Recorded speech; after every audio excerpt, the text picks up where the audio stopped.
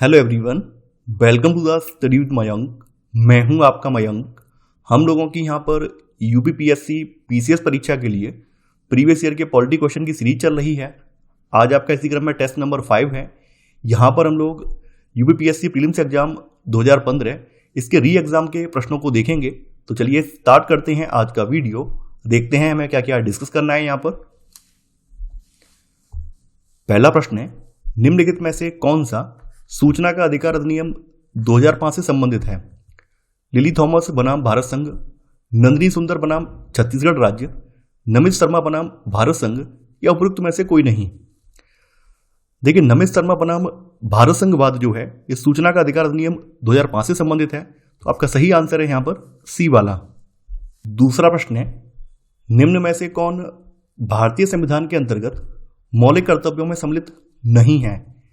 देश की रक्षा करना एवं राष्ट्र की सेवा करना, हमारी सामाजिक संस्कृति की गौरवशाली परंपरा का महत्व समझना और उसका परिरक्षण करना, ग्राम पंचायतों के गठन में सहायता करना, सार्वजनिक संपत्ति को सुरक्षित रखना एवं हिंसा से दूर रहना। हमारे संविधान के भाग 4 का में अनुच्छेद 51A के अंतर्गत 11 मौलिक कर्तव्यों को रखा गया है। इन मौलिक कर्तव्यों में देश की रक्षा करना एवं राष्ट्र की सेवा करना यह भी शामिल है। हमारी सामाजिक संस्कृति की गौरवशाली परंपरा का महत्व समझना और उसका परिरक्षण करना ये वाला भी शामिल है। सार्वजनिक संपत्ति को सुरक्षित रखना एवं हिंसा से दूर रहना ये भी शामिल है। जबकि ग्राम पंचायतों के गठन में सहायता करना ये संविधान के अनुच्छेद 40 के अंतर्गत वर्णित है, यानी ये मौलिक कर्तव्य में नहीं है। तो आपका यहां पर सही आंसर है वो है सी वाला। तीसरा प्रश्न है, संविधान की विषय सूचियों में दिए गए विषयों के अतिरिक्त विषयों पर कौन कानून बना सकता है? सर्वोच्च न्यायालय, संसद, राज्य विधानमंडल, क्षेत्रीय परिषद है। देखिए, भारतीय संविधान का अनुच्छेद 248 संसद की अवशिष्ट विधायी शक्तियों के बारे में प्रावधान करता है। इसमें यह कहा गया है कि संसद को किसी ऐसे विषय के संबंध में जो ना तो समवर्ती सूची, ना ही केंद्र सूची, ना ही राज्य सूची में आता हो, तो उस पर विधि बनाने की अन्य शक्ति प्राप्त है। तो यहां पर आपका सही आंसर है बी वाला। चौथा प्रश्न है, भारत के राष्ट्रपति की अनुपस्थिति में यदि उपराष्ट्रपति उपलब्ध नहीं है तो राष्ट्रपति की तरह निम्नलिखित में से कौन कार्य कर सकता है? भारत के प्रधान न्यायाधीश, प्रधानमंत्री, लोकसभा के अध्यक्ष, भारत के महान्यायवादी। देखिए, मान लीजिए अगर राष्ट्रपति की अनुपस्थिति है और ऐसे में उपराष्ट्रपति भी उपलब्ध नहीं है तो भारत के जो मुख्य न्यायाधीश हैं वो राष्ट्रपति का कार्यभार संभालेंगे। और मान लीजिए अगर भारत के जो प्रधान न्यायाधीश हैं या मुख्य न्यायाधीश हैं ये भी अवेलेबल नहीं, उपलब्ध नहीं है, तो ऐसी स्थिति में सुप्रीम कोर्ट के जो वरिष्ठतम न्यायाधीश होंगे वो राष्ट्रपति का कार्यभार संभालेंगे। तो आपका सही आंसर है यहां पर ए वाला। पांचवा प्रश्न है, निम्न पर विचार कीजिए और नीचे दिए गए कूट की सहायता से आपको यहां पर सही उत्तर का चयन करना है। राष्ट्रीय मानवाधिकार आयोग का अध्यक्ष वह व्यक्ति होता है जो भारत का मुख्य न्यायाधीश रह चुका हो। कारण, उक्त आयोग के अध्यक्ष का कार्यकाल 5 वर्ष अथवा 70 वर्ष की आयु पर्यंत पर जो भी पहले हो धारित करता है। देखिए, मानवाधिकार संरक्षण संशोधन अधिनियम 2019 के अनुसार राष्ट्रीय मानवाधिकार आयोग का अध्यक्ष वह व्यक्ति होता है जो भारत का मुख्य न्यायाधीश या न्यायाधीश रह चुका हो। तो यहां पर जरूरी नहीं है कि मुख्य न्यायाधीश हो या फिर न्यायाधीश भी हो तो वो भी यहां पर इसका अध्यक्ष बन सकता है। तो यहां पर आपका कथन गलत हो जाएगा। 2019 का जो संशोधन किया गया है उस संशोधन के तहत आयोग के अध्यक्ष का कार्यकाल 5 वर्ष से घटाकर अब 3 वर्ष कर दिया गया है। तो यहां पर कारण भी गलत है। आयोग का अध्यक्ष का कार्यकाल जो है 3 वर्ष अथवा 70 वर्ष की आयु पर्यंत पर जो भी पहले हो धारित करता है। तो यहां पर आपका कथन और कारण दोनों ही गलत हैं। आपका सही आंसर होगा डी वाला। ए और आर दोनों गलत हैं। छठवां प्रश्न है, निम्नलिखित वक्तव्यों पर विचार कीजिए और नीचे दिए गए कूट से सही उत्तर चुनिए। कथन, राज्य वित्त आयोग एक संवैधानिक निकाय है। कारण, संघीय वित्त आयोग पंचायतों को वित्तीय सहायता देने के लिए संस्तुति नहीं कर सकता। आपको यहां पर कूट की सहायता से सही उत्तर का चयन करना है। देखिए, भारत के संविधान के अनुच्छेद 243I के तहत यह प्रावधान है कि राज्यपाल 73वां संविधान संशोधन अधिनियम 1992 के लागू होने के 1 वर्ष के अंदर और उसके बाद प्रत्येक 5 वर्ष के बाद एक वित्त आयोग की स्थापना करेगा जो कि पंचायतों की वित्तीय स्थिति का पुनर्विलोकन करेगा।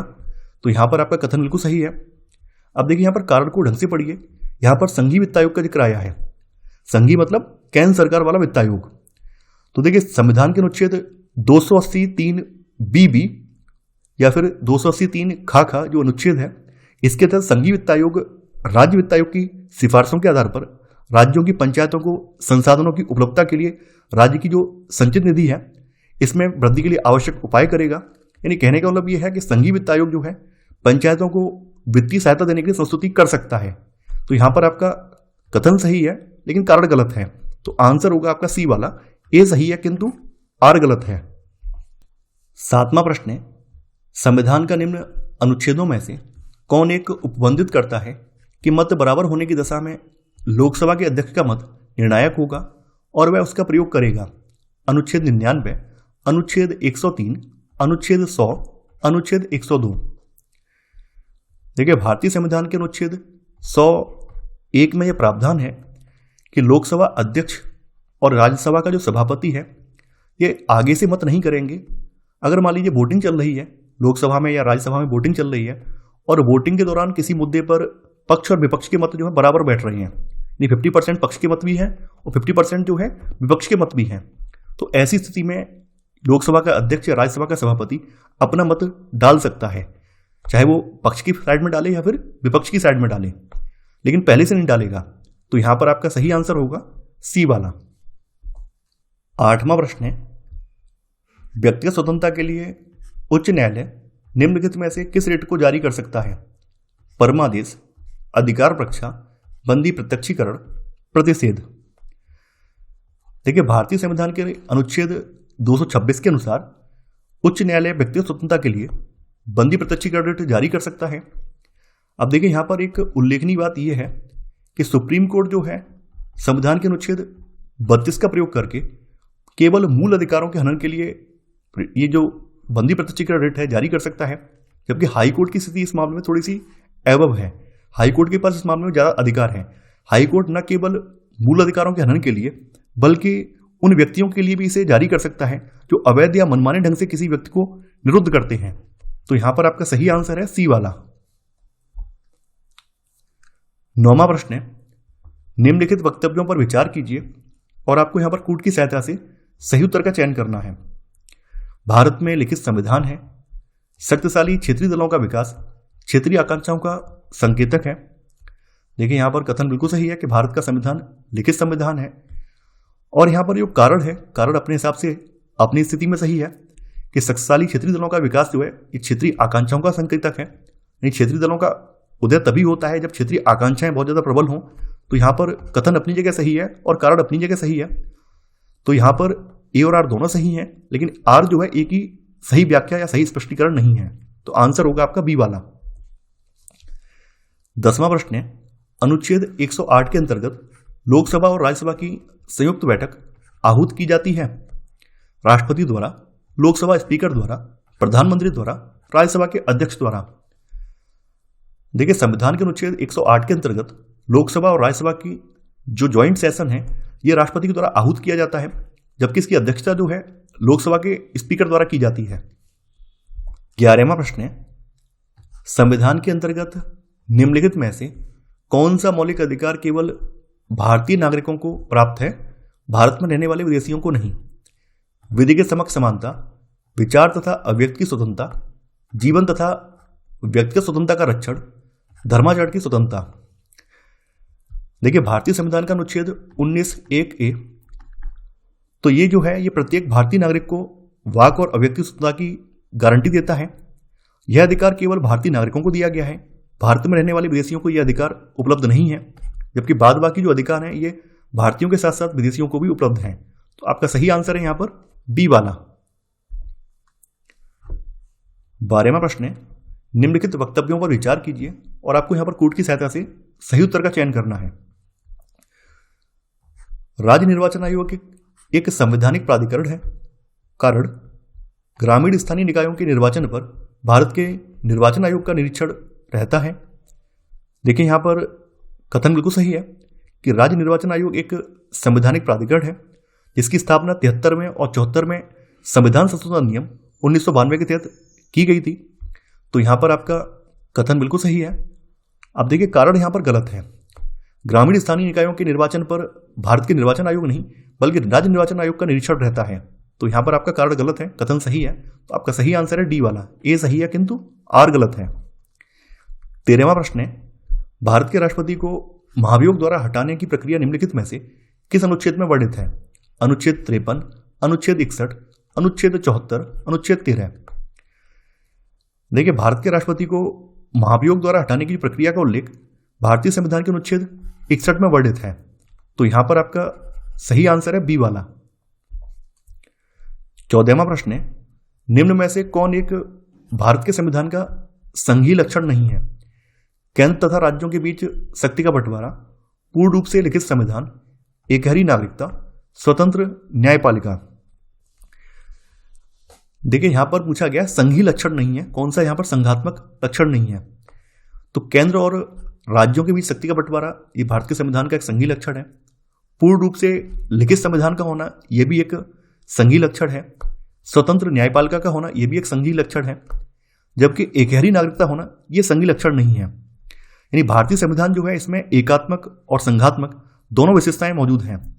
तो संविधान की संघात्मक लक्षणों में लिखित संविधान, संविधान की कठोरता, केंद्र और राज्य की मध्य शक्तियों का वितरण, न्यायपालिका की स्वतंत्रता, ये सब चीजें आ जाती हैं।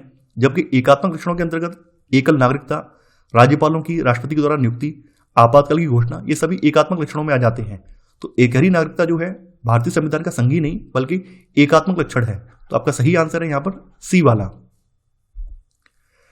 15वां प्रश्न है, निम्न में से किस राज्य में सर्वप्रथम लोकायुक्त कार्यालय की स्थापना हुई थी? महाराष्ट्र, यूपी, बिहार, उड़ीसा। देखिए भारत में महाराष्ट्र ऐसा पहला राज्य है जहां पर लोकायुक्त कार्यालय की स्थापना महाराष्ट्र लोकायुक्त और उप लोकायुक्त अधिनियम 1971 के तहत 1971 में की गई थी। तो आपका सही आंसर है यहां पर ए वाला। 16वां प्रश्न है, संविधान के किस संशोधन द्वारा केंद्रीय मंत्रियों की संख्या लोकसभा के कुल सदस्यों के 15% पर सीमित कर दी गई है? 91वां संशोधन, 92वां संशोधन, 90वां संशोधन, उपयुक्त में से कोई नहीं। देखिए संविधान के 91वें संशोधन अधिनियम 2003 द्वारा अनुच्छेद 75 और अनुच्छेद 164 इनमें संशोधन करते हुए केंद्र और राज्यों में मंत्रियों की संख्या क्रमशः लोकसभा और विधानसभाओं के कुल सदस्यों के 15% तक सीमित कर दी गई है। तो आपका सही आंसर है यहां पर ए वाला। 17वां प्रश्न है, भारत में मत देने का अधिकार निम्नलिखित अधिकारों में से कौन सा है? मौलिक अधिकार, संवैधानिक अधिकार, प्राकृतिक अधिकार, वैधानिक अधिकार। देखिए संविधान के अनुच्छेद 326 के तहत इसमें वयस्क मताधिकार का उल्लेख किया गया है। अब देखिए यहां पर मत देने के अधिकार को लेकर एक कंफ्यूजन है कि मत देने का अधिकार एक वैधानिक अधिकार है या फिर संवैधानिक अधिकार है या फिर मौलिक अधिकार है। तो इस बात के लिए लोग सुप्रीम कोर्ट में गए और सुप्रीम कोर्ट ने अपना इसमें निर्णय भी दिया। सुप्रीम कोर्ट ने ये माना कि मताधिकार एक सांविधिक अधिकार है, ये मताधिकार एक वैधानिक अधिकार है। तो आपका सही आंसर होगा यहां पर डी वाला। 18वां प्रश्न है, लोकसभा में एंग्लो इंडियन समुदाय के लिए आरक्षण का प्रावधान संविधान में किया गया है? अनुच्छेद 331 द्वारा, अनुच्छेद 221 द्वारा, अनुच्छेद 121 द्वारा, अनुच्छेद 139 द्वारा। देखिए ये जो प्रश्न है प्रश्नकाल यानी कि जिस समय 2015 का पेपर हुआ उस समय के लिए प्रासंगिक है, लेकिन आज के समय में एंग्लो इंडियन वाला प्रावधान जो है संविधान से हटा दिया गया है। तो प्रश्नकाल के दौरान भारतीय संविधान के अनुच्छेद 331 द्वारा लोकसभा में एंग्लो इंडियन समुदाय के लिए आरक्षण का प्रावधान किया गया था। तो यहां पर आपका ई वाला सही है। अगर वर्तमान स्थिति को देखें तो वर्तमान स्थिति में 104वां जो संविधान संशोधन अधिनियम 2019 में हुआ है, इसके तहत अनुच्छेद 334 में संशोधन करके लोकसभा और राज्य विधानसभाओं में एंग्लो इंडियन समुदाय के लिए जो सीटें रिजर्व की जाती थी वो कॉन्सेप्ट अब खत्म कर दिया गया है। तो आपका यहां पर अब सही आंसर है ए वाला। 19वां प्रश्न है, निम्नलिखित में से किस वाद ने भारतीय संविधान के मूल संरचना के सिद्धांत की रूपरेखा प्रतिपादित की? गोपालन बनाम मद्रास राज्य, गोलकनाथ बनाम पंजाब राज्य, केशवानंद भारती बनाम केरल राज्य या उपयुक्त में से कोई नहीं। देखिए 1973 के केशवानंद भारती बनाम केरल राज्य वाद ने भारतीय संविधान के मूल संरचना के सिद्धांत की रूपरेखा प्रतिपादित की। तो यहां पर आपका सही आंसर होगा सी वाला। 20वां प्रश्न है, संघ की कार्यपालिका शक्ति निहित है प्रधानमंत्री में, राष्ट्रपति में, मंत्रिपरिषद में, संसद में। भारतीय संविधान के अनुच्छेद 53(1) के अनुसार संघ की कार्यपालिका शक्ति राष्ट्रपति में निहित होगी और वह इसका प्रयोग संविधान के अनुसार स्वयं या फिर अपने अधीनस्थ अधिकारियों के द्वारा करेगा। तो आपका यहां पर सही आंसर है बी वाला।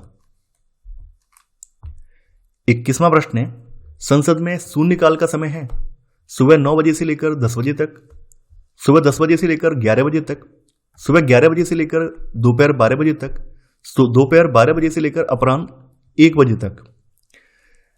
देखिए, शून्यकाल जो है लोकसभा में प्रश्नकाल के बाद का समय होता है, यानी लोकसभा में प्रश्नकाल के बाद का समय शून्यकाल कहलाता है और जिसकी अवधि अधिकतम 1 घंटा हो सकती है। लोकसभा की अगर बात करें तो लोकसभा में सामान्यतः यह दोपहर 12 बजे से लेकर 1 बजे के बीच में होता है, जबकि राज्यसभा में शून्यकाल का समय जो है प्रश्नकाल से पूर्व सुबह 11 बजे से लेकर 12 बजे के बीच में होता है। तो संसद में लोकसभा भी आ जाती है, राज्यसभा भी आ जाती है। तो उसके अकॉर्डिंग यहां पर 2 आंसर बनना है, एक सी वाला भी बनना है और डी वाला भी बनता है। तो यहां पर आपके दोनों ही कथन यहां पर सही हो जाएंगे, सी और डी। आंसर यहां पर सी और डी दोनों हैं। 22वां प्रश्न है, निम्नलिखित में से कौन भारत के राष्ट्रपति के निर्वाचन हेतु निर्वाचक गण में सम्मिलित नहीं है? लोकसभा के निर्वाचित सदस्य, राज्यसभा के निर्वाचित सदस्य, राज्यों की विधानसभाओं के निर्वाचित सदस्य, राज्यों की विधान परिषदों के निर्वाचित सदस्य। देखिए, भारतीय संविधान के अनुच्छेद 54 के अनुसार राष्ट्रपति के निर्वाचन में संसद के दोनों सदनों के निर्वाचित सदस्य शामिल होते हैं। इसके साथ ही राज्यों की विधानसभाओं के निर्वाचित सदस्य शामिल होंगे। हालांकि इसमें मनोनीत सदस्य और राज्यों की जो विधान परिषद के निर्वाचित सदस्य हैं वो राष्ट्रपति के निर्वाचन में हिस्सा नहीं लेते हैं। तो यहां पर आपका सही आंसर है डी वाला, राज्यों की विधान परिषदों के निर्वाचित सदस्य इसमें शामिल नहीं होंगे। 23वां प्रश्न है, भारतीय संसद में शामिल है केवल लोकसभा, केवल राज्यसभा, केवल लोकसभा एवं राज्यसभा, लोकसभा, राज्यसभा एवं राष्ट्रपति। देखिए, भारतीय संविधान के अनुच्छेद 79 के अनुसार भारतीय संसद में लोकसभा, राज्यसभा और राष्ट्रपति शामिल होंगे। इन तीनों से मिलकर भारतीय संसद बनेगी। तो आपका सही आंसर है यहां पर डी वाला। तो ये था हमारा आज का वीडियो। आई होप आपको आज का वीडियो पसंद आया होगा। आप लोग इस वीडियो को लाइक और शेयर करना बिल्कुल मत भूलिए। तो आज के लिए बस इतना ही। Thanks for watching. जय हिंद।